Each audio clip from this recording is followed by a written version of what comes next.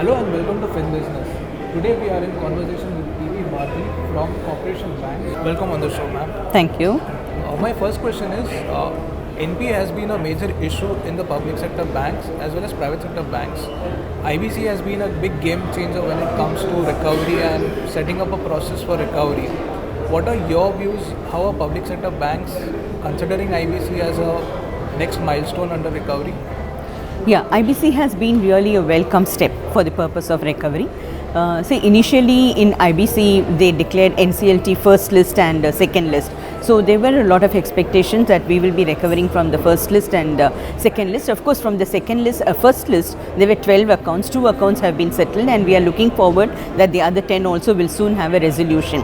What we can say at our bank is, apart from this first list and second list which was given by RBI, we have gone ahead and looked at accounts where we can go for NCLT, and more than 100 accounts we have brought under NCLT, and there has been a very significant improvement in the cash recovery part of it, because once we have informed the borrower that we are going to NCLT and we are going to initiate the recovery measures, they have been forthcoming. They have been forthcoming to come and settle their accounts with whatever the best possible, and in many of the cases we have been able to recover good amounts also. This has helped the bank actually to come up and improve our recovery performance and upgradation performance, because last February 14th, February 18 if you see, we had done a recovery of around 3,500, whereas this February we have already crossed 4,600 and odd. That is including your cash recovery as well as our upgradations also. So in fact we have taken the best advantage of IBC, and we hope going forward, with the timelines that have been set for IBC and the implementation of that, it will be a great help for the bankers to realize our NPA borrowers. So much a lot is talked about the February 12th circular by RBI. What do you think could be the implications for it? We have been already seeing it, and what is the next way forward under that?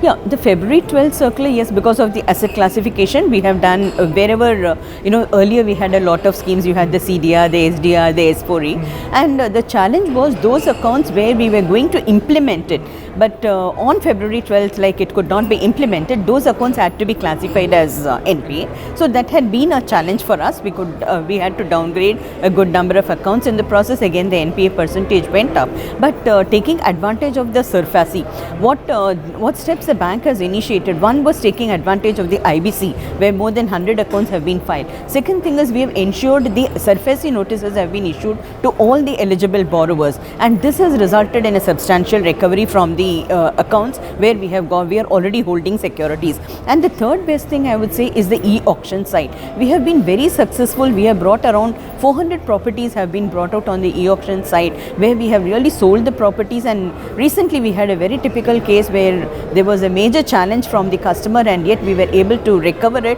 and that was a good significant milestone in the process of recovery as far through SARFAESI means. And going forward, now that IBA is also developing the website for e-auction purposes, we have already uploaded a good number of things. So we expect to have a good response, and this in turn is another very important method which has helped us to improve the recovery of our advances.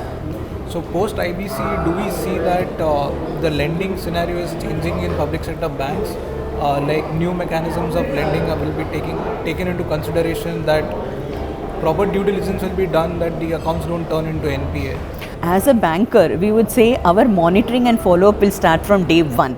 The day we identify the borrower, the day we decide to give him an advance, right from that day we will have to start our due diligence. The selection of the borrower itself is a due diligence, and the monitoring of the account right from the day one of the disbursement is also the responsibility of the banker to monitor the account. In fact, starts from day one of the disbursement of the advance. That is what I would say. So continuous monitoring of any account is required, and there would be a focused monitoring when the account is showing signals.